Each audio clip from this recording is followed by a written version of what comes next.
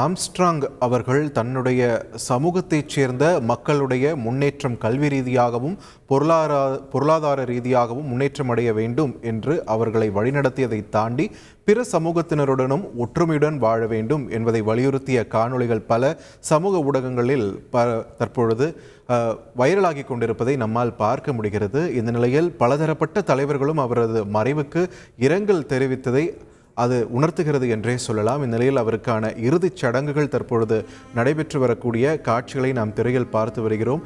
அவருடன் இருந்தபோது, அவர் வெட்டுக்காயம் பட்டபோது அவருடன் இருந்த அவருடைய அண்ணன், தலையில் வெட்டுக்காயம் பட்டு உயிர் பிழைத்த அவருடைய அண்ணனும் தன்னுடைய இறுதி அஞ்சலியை செலுத்துவதற்காக வந்திருந்தார். தன்னுடைய தம்பியின் உடலை பார்த்து கண்ணீர் விட்டு அவர் கதறிய காட்சிகளையும் நாம் பார்த்தோம். தற்பொழுது சந்தன பேழையில் அவரது உடலானது இன்னும் சற்று நேரத்தில் அடக்கம் செய்யப்பட இருக்கிறது. அந்த காட்சிகள் உங்கள் திரையில்.